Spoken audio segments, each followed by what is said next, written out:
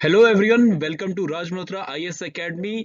आज हम हमारी सीरीज एनसीईआरटी थ्रू एमसीक्यूज में सब्जेक्ट कंटिन्यू करेंगे मॉडर्न हिस्ट्री एंड जिसमें कि हमारा टॉपिक रहेगा growth of nationalist movement in India. ठीक है, सो जैसा कि आप लोगों को पता है, हम पहले क्वेश्चन डिस्कस करेंगे, then I will explain and then we will tell you the source कि ये क्वेश्चन हमने कहाँ से पिक किया, जिसकी इंपॉर्टेंस इसलिए है because through this series we are teaching you how to read the NCERT. ठीक है, तो चलिए स्टार्ट करते हैं फर्स्ट क्वेश्चन। चलिए फिर फर्स्ट क्वेश्चन देख लेते हैं। फर्स्ट क्वेश्चन हमसे पूछ रहा है the contribution in the growth of nationalist movement. ठीक है, तो इसमें तीन हमारे पास स्टेटमेंट्स है, आप लोग ये स्टेटमेंट्स पढ़िए एंड तब तक मैं आपको हिंदी में भी एक्सप्लेन कर देता हूँ। फर्स्ट स्टेटमेंट जो हमें कह रहा है, the peasants saw the government took away a large part of his produce as land revenue. ठीक है, तो क्या उनका ये ग्रवांश जो है ये ग्रोथ ऑफ नेशनलिस्ट मूवमेंट में हेल्प कर रहा है, ये हम देखेंगे। वो बोल रहे हैं कि यहाँ पे जो लैंड रेवेन्यू जो ब्रिटिशर्स ले रहे थे, कलेक्ट कर रहे थे पीजेंट से, वो भी एक रीजन है। एंड सेकंड स्टेटमेंट कहता है the artisans and the handicraft man saw the foreign regime had help the foreign competition to ruin him. ठीक है, तो आर्टिशियंस का ये कंसर्न है, आर्टिशियंस और द हैंडीक्राफ्ट मैन का ये कंसर्न है कि जो फॉरेन रिजिम है उसकी वजह से जो उनकी मार्केट थी यूरोप वगैरह में, वो बड़ी इफेक्ट हुई है, वो कॉम्पिटिशन सर्वाइव नहीं कर पा रहे ड्यू टू ब्रिटिश पॉलिसी। ठीक है, हम ये भी देख लेंगे। एंड थर्ड स्टेटमेंट है politically the educated Indian found that the British had abandoned all previous pretensions of guiding India toward self government. ठीक है, तो ये तीन स्टेटमेंट्स हमारे पास है। तीसरा स्टेटमेंट कहता है जो पढ़े लिखे हिंदुस्तानी थे उस वक्त के, उनको भी ये चीज का रियलाइजेशन हुआ कि जो ब्रिटिशर्स की से वो उम्मीद लगाए बैठे हैं कि वो इंडियंस को सेल्फ गवर्नेंस का चांस देंगे, अपने आप को खुद से गवर्न करने का एक मौका देंगे। वो प्रिटेंशन जो है, वो उम्मीद जो है, वो अब खत्म हो चुकी है।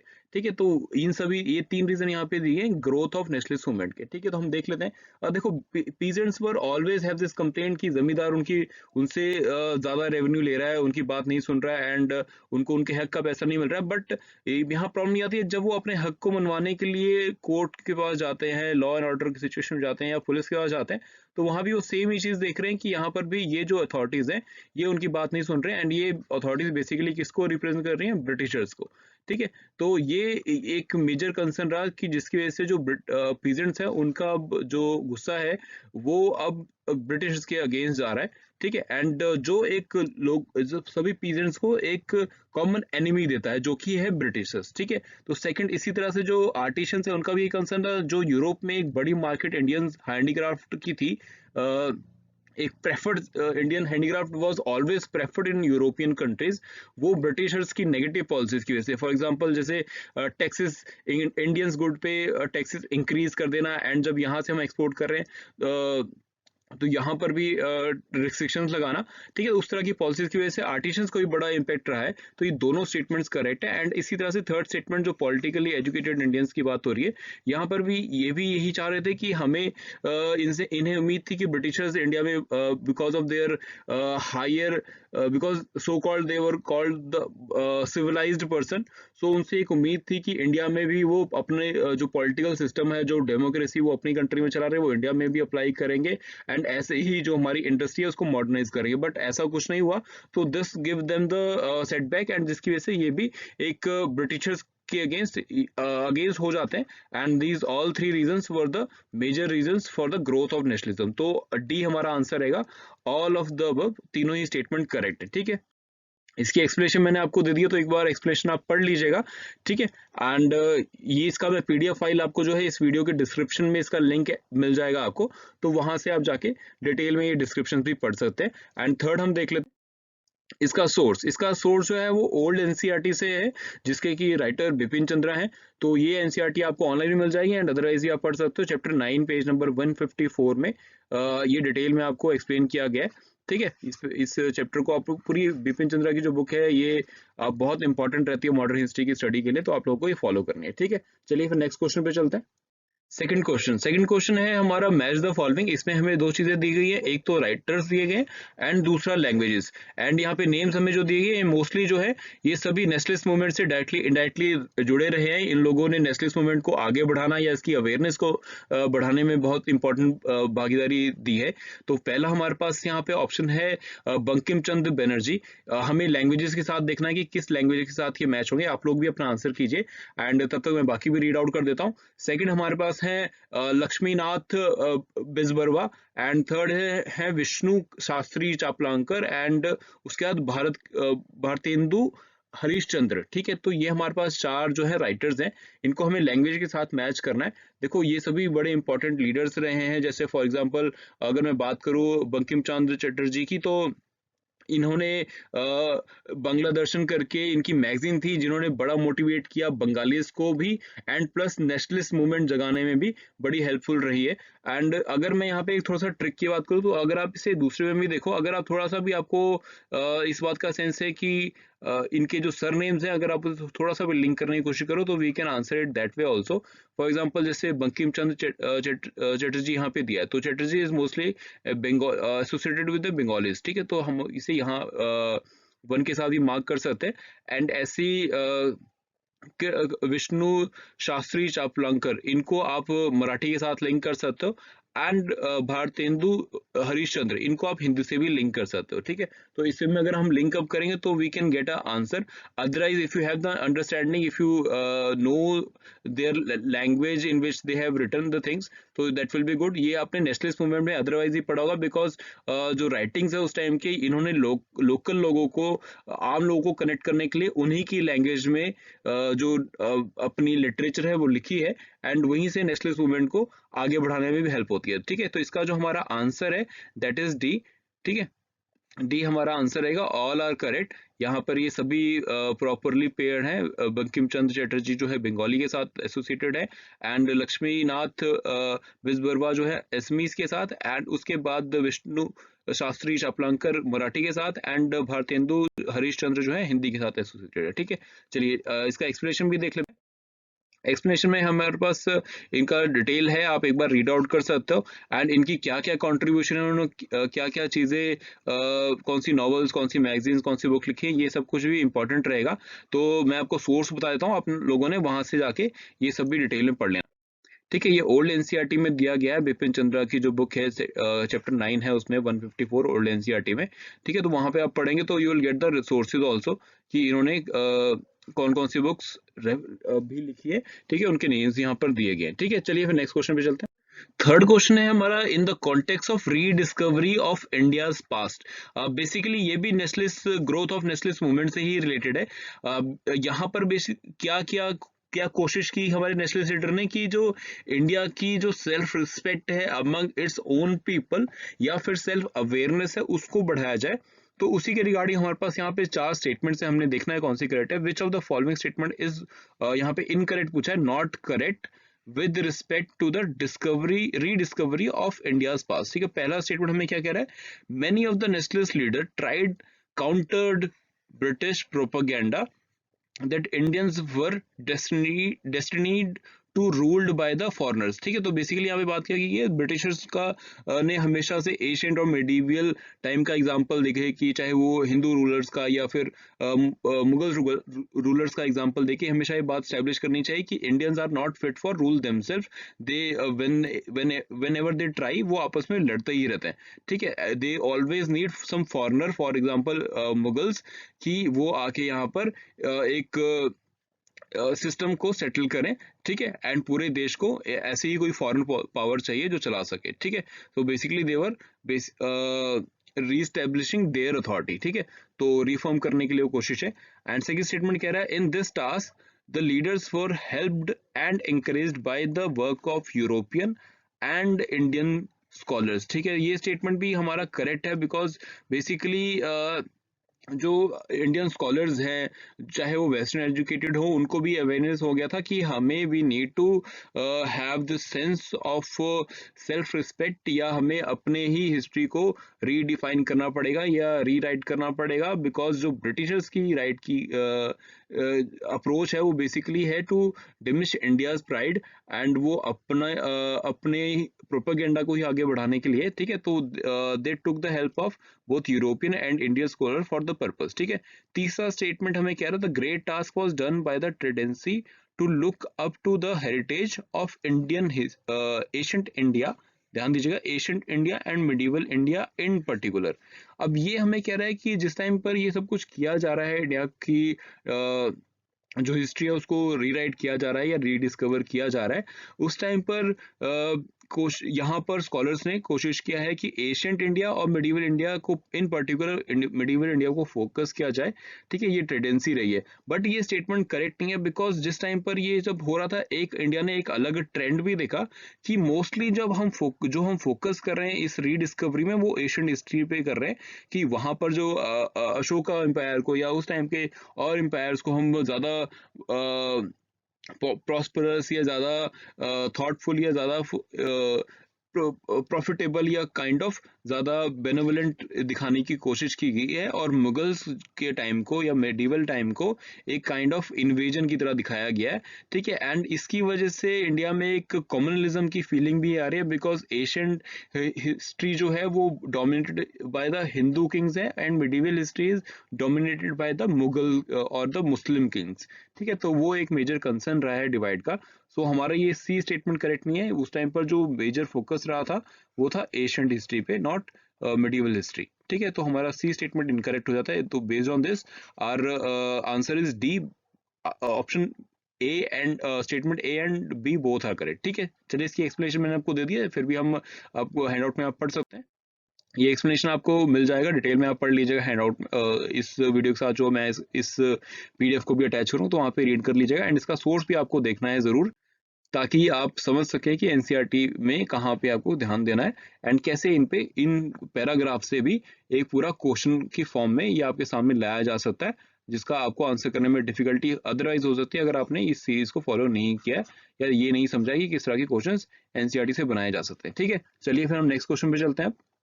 नेक्स्ट क्वेश्चन है हमारा regarding Swaraj movement. Swaraj movement के रिगार्डिंग पहला स्टेटमेंट हमें बोला गया है, the it had greatly broaden the appeal among the middle class, and second हमें बोला गया है, it owed toward the known leader, ठीक है। ये कि कई नए लीडर्स भी हमने यहाँ पे उभरते हुए देखे, ऐसे यहाँ पे लाल बाल पाल का दिया गया, हम इसे एक्सप्लेनेशन में देखेंगे क्या है ये। एंड थर्ड यहाँ पे दिया गया, Acharya PC Roy organize his famous Bengal chemical Swadesh store, ठीक है। चलिए, इसका आप आंसर कीजिए, तो मैं आपको एक्सप्लेन कर देता हूँ। बेसिकली इसमें क्या है कि स्वदेशी मूवमेंट का इतना पेनिट्रेशन, इतना सक्सेस इसको इसलिए मिला लोगों में या मासेस में, बिकॉज इसमें मिडिल क्लासेस जो है वो भी साथ में आ जाते हैं, लोग अपने घरों से कपड़े निकाल के बाहर लेके आते हैं, ठीक है। And they start burning them and try to focus on the indigenous products which are available in their nearby markets or otherwise, ठीक है। सो यहाँ पे ये स्टेटमेंट करेक्ट हो जाता है। एंड सेकंड, जो लाल बाल पाल है, बेसिकली ये तीन उस टाइम के बड़े इंपॉर्टेंट लीडर्स हैं जो इमर्ज होके आए थे। यहाँ पर हमारे पास लाल बहादुर शास्त्री, बाल गंगाधर तिलक और यहाँ पर विपिन चंद्र पाल जो है वो मेजर लीडर्स रहे। एंड यहाँ पर थर्ड जो स्टेटमेंट है वो बात करती है फेमस बंगाल केमिकल स्वदेशी स्टोर की। ये बेसिकली अब क्योंकि आप फोकस कर रहे हो स्वदेशी मूवमेंट पे, तो वहां पर आप चाहोगे जितनी ज्यादा सेल्फ डिपेंडेंसी उस पर फोकस करने का। तो यहाँ पे जो इंडियन इंडस्ट्रियलिस्ट थे उस टाइम पे, तो उन्होंने भी कोशिश किया कि हम भी ज्यादा से ज्यादा कोशिश करें कि अपनी इंडस्ट्री को भी इंडिजनाइज कराएं। तो यहाँ पर पीसी रॉय जो है उन्होंने बंगाल केमिकल स्वदेशी स्टोर की स्थापना की, ताकि लोगों की जो डिपेंडेंस है इंपोर्टेड थिंग्स पे या ब्रिटिश प्रोडक्ट्स पे या ब्रिटिश कंपनीज पे वो कम हो सके, ठीक है। तो तीनों ही स्टेटमेंट यहाँ पे हमारे करेक्ट है। So therefore our answer is D 1 2 and 3, ठीक है। तीनों ही स्टेटमेंट हमारे करेक्ट हो जाएंगे। एक्सप्लेनेशन इसका देखते हैं। एक्सप्लेनेशन में आप ये डिटेल में पढ़ लीजिएगा, मैंने आपको समझा दिया है, एंड अकॉर्डिंगली इसका जो सोर्स है वो भी आपको देखना है। ये हमारी +2 की एनसीईआरटी है, न्यू एनसीईआरटी है ये, basically themes in Indian history, chapter 13 है, पेज नंबर 347, ठीक है। तो इसको आपको रीड करना है, एंड यू विल अंडरस्टैंड कि यहाँ पर किस कॉन्टेक्स्ट में इस क्वेश्चन को फ्रेम किया गया था। नेक्स्ट क्वेश्चन देख लेते हैं। This is question number 5। How, यहाँ पे हमें एक पैराग्राफ दिया गया है एंड हमें पर्सनैलिटी बताने की, पर्सनैलिटी कौन है इसमें। यहाँ पे हमसे पूछा गया स्टेटमेंट है, he served as a first Indian member of British parliament. ठीक है, उसके बाद हमें सेकंड स्टेटमेंट किया है, he helped found the London Indian society.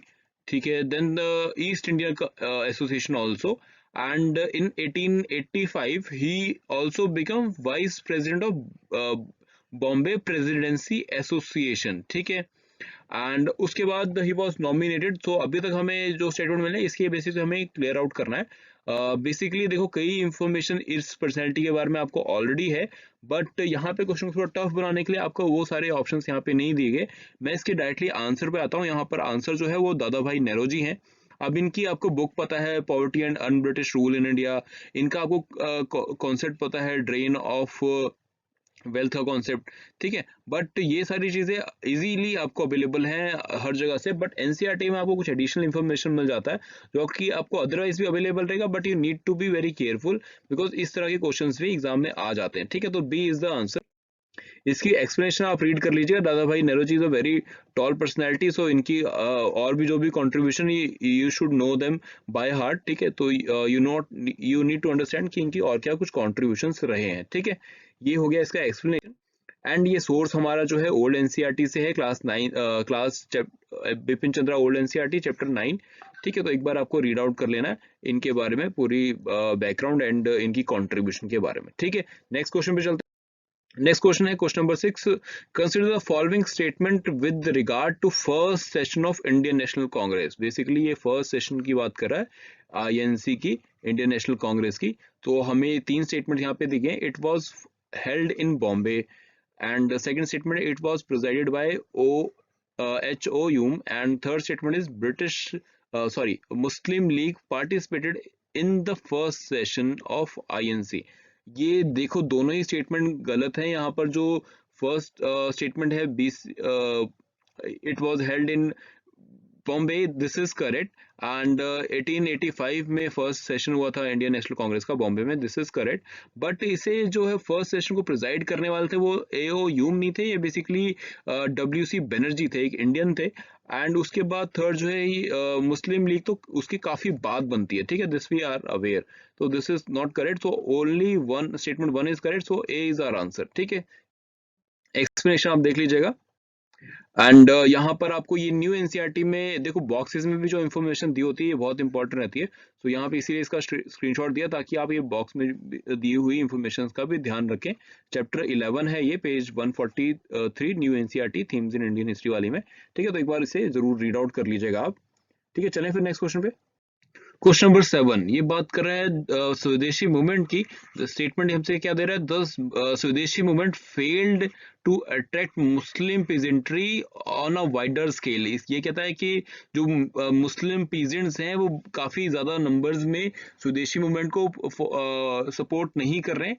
What was the reason? ठीक है, तो यहाँ पे तीन हमें स्टेटमेंट दिए गए। Divide and rule policy of British which divided Bengal on communal lines, ठीक है, and second is the use of traditional popular customs, festivals, institutions for mobilizing the masses, ठीक है, and third जो है थर्ड स्टेटमेंट है the promise of abolition of zamindari system by the British in East India. जो first statement है this is correct. Many of the Muslim leader was felt that this division of Bengal on communal lines is in favour of them because Muslims की majority हो जाएगी कुछ selected areas में, and that will help them to have a major से in the policy making under the Britishers. ठीक है, तो वो यहाँ पे पॉइंट रहा है, तो first statement is correct. Second, यहाँ पे देखो यूज ऑफ जो कस्टम एंड फेस्टिवल्स का है, बेसिकली जो स्वदेशी मूवमेंट ने कोशिश किया था लोगों को साथ जोड़ने के लिए फेस्टिवल्स का सहारा लेकर या कस्टम्स का सहारा लेकर, वो बैकफायर भी कई जगह पे कर गया, या फिर उसे इस तरह से प्रेजेंट किया गया मुस्लिम्स के बीच की वो ऐसे लगने लगा कि ये हिंदू सपोर्टिव है एंड मुस्लिम्स को निग्लेक्ट किया जा रहा है। ठीक है, तो यहाँ पे सेकंड स्टेटमेंट भी हमारा करेक्ट हो जाता है।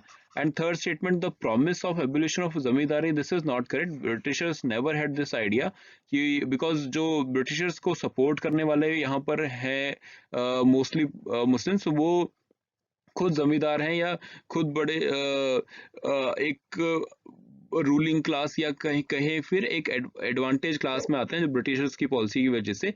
ठीक है, तो यहाँ पर ऐसा कुछ नहीं है, there was no such idea of abolishing zamindari system in East Bengal. ठीक है, तो ये बिल्कुल गलत है, तो हमारा आंसर जो है वो सी है, 1 एंड 2 आर करेक्ट। एक्सप्लेनेशन एक बार इसका रीड कर लीजिएगा। जैसे यहाँ पे कुछ इंपॉर्टेंट इंफॉर्मेशन रिगार्डिंग नवाब सलीमुल्लाह के regarding of Dhaka who supported the Britishers in this opposition of स्वदेशी मूवमेंट। ठीक है, तो ये आपको पढ़ लेना है जरूर।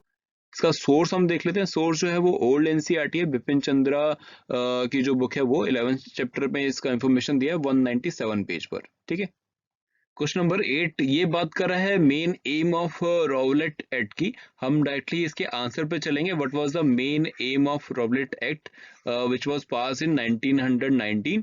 ठीक है, अब यहाँ पर देखो बेसिकली ये टाइम वो है जिस टाइम पर गांधीयन जो अप्रोच है या गांधीयन मूवमेंट जो है वो भी इंक्रीज कर रही है, उसका इन्फ्लुएंस इंक्रीज हो रहा है, मास सपोर्ट मिलना शुरू हुआ है। तो गवर्नमेंट भी कुछ एक्सट्रीम स्टेप ले रही है इस सबको सप्रेस करने के लिए, इन सबको दबाने के लिए।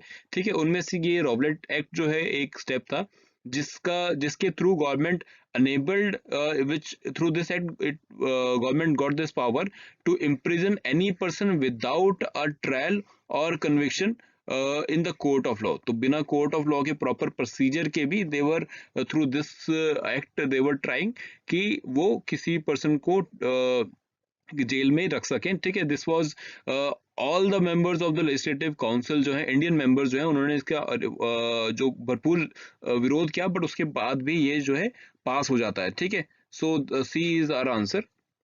इसका एक्सप्लेनेशन एक बार रीड कर लीजिएगा आप। एंड इसका सोर्स जो है वो है हमारी +2 की NCERT themes in Indian history and chapter जो है इसका 13th है, पेज नंबर 342। ठीक है, तो यहाँ पे 349 पेज पे आपने रीड कर लेना है डिटेल में। क्वेश्चन नंबर 9 बात कर रहा है consider the following statement regarding the demand of early nationalist की, कि उस टाइम पे अर्ली नेशनलिस्ट ब्रिटिशर से क्या डिमांड रख रहे थे उनके आगे। They demanded the expansion and reform of legislative council. जो लेजिस्लेटिव काउंसिल है उसमें उनकी ये डिमांड रही है कि हमें ज़्यादा से रिप्रेजेंटेशन मिलना चाहिए। And they also put forward the slogan of American revolution की नो टैक्सेशन विदाउट रिप्रेजेंटेशन। तो उनका ये भी कहना था कि बिकॉज हम ये इंडिया के पैसा है और इंडिया के लिए आप बजट बना रहे हो, तो जो इंडियन लेजिस्लेटर्स हैं उनका जो जब आप बजट की डिस्कशन कर रहे हो उनका भी इसमें से रहना चाहिए। ठीक है, तो first statement is correct. And second, they demanded right to vote for the masses और फॉर द वुमेन। ये उस टाइम पर इतनी प्रोमिनेंट डिमांड नहीं रही थी, because they were of the feeling कि हमें ग्रेजुअली चलना है, धीरे धीरे चलना है, पहले हम रिप्रेजेंटेशन बढ़ाएंगे एंड ऐसे ही फिर बाद में हम मासेस के लिए भी वोटिंग राइट के बारे में बात करेंगे। बट जो उन्होंने फोकस किया था वो इस चीज़ पे जरूर फोकस किया कि जो सेल्फ गवर्नेंस है वो इंडिया को मिलनी चाहिए, जैसे ब्रिटिशर्स ने अपनी कई सारी कॉलोनीज फॉर एग्जांपल ऑस्ट्रेलिया वगैरह को प्रोवाइड की है। ठीक है, तो ये फर्स्ट और थर्ड स्टेटमेंट हमारा करेक्ट हो जाता है। So our answer is C. Explanation इसकी रीड आउट कर लीजिएगा, मैंने समझा दिया वैसे आपको। ठीक है, इसका सोर्स देख लेते हैं।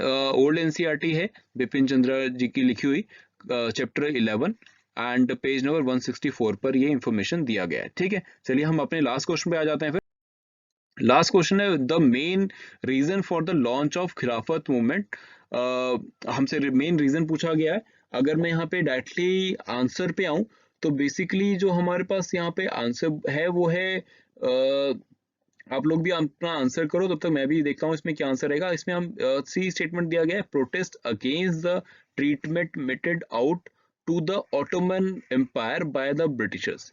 ठीक है, अब ये स्टेटमेंट बेसिकली ये थर्ड स्टेटमेंट जो है करेक्ट है। मैं इसका थोड़ा आपको समझा देता हूँ कैसे। यहाँ पर क्या है कि जब वर्ल्ड वॉर 1 खत्म होती है एंड ब्रिटिशर्स या जो लाइट पावर्स हैं जब उनकी वो कैप्चर कर लेते हैं इन एरियाज को जो कि पहले अरेबिया कहें या सीरिया कहें या इराक फिलिस्तीन वाला जो एरिया है, इसको ये उस टाइम पे ऑटोमन एम्पायर में काउंट होता था। तो they were of the favour कि ठीक है आप लोग कैप्चर कर रहे हो but at least give some area to the khalifa to regulate the territory of this region, so that जो मुस्लिम फेथ है कि उनका एक खलीफा है, एक रिलीजियस लीडर है, उनको भी एक टेरिटरी मिलती रहे, एक रिस्पेक्टफुल पोजीशन बनी रहे। ठीक है, जिसको ब्रिटिशर्स नहीं मानते हैं, तभी ये खिलाफत मूवमेंट शुरू होता है जिसको अली ब्रदर्स जो है वो सपोर्ट करते हैं। ठीक है, तो सी स्टेटमेंट इज करेक्ट। इसका एक्सप्लेनेशन आप लोगों ने पढ़ लेना है। एंड सोर्स हम देख लेते हैं। सोर्स है वो हमारी न्यू एनसीईआरटी है, ठीक है। अब जैसे मैंने बोला बॉक्सेस में दी गई इंफॉर्मेशन पे आपको ध्यान देना है, तो ये this is the information in the box and you should read it always जब भी एनसीईआरटी पढ़ो, ठीक है। And this is themes in India new NCERT page chapter 13 and page number 350, ठीक है। इस पे आप लोगों ने ये देख लेना है and this is how basically we are telling you कि how to read the NCERT, how to make maximum out of the NCERT. तो इसी स्किल को आप होपफुली आप गेन कर रहे हो एंड जैसे जैसे हिस्ट्री खत्म होगी यू विल ऑल्सो नो कि हिस्ट्री को कहाँ कहाँ से पढ़ना है, कैसे पढ़ना है, ठीक है। तो thank you so much for giving your precious time and hope आप लोगों को हमारी ये सीरीज बड़ी यूजफुल लग रही होगी एंड आप लोगों के क्वेश्चन की प्रैक्टिस के साथ साथ एनसीईआरटी भी कवर करते चल रहे होंगे, ठीक है। Thank you so much.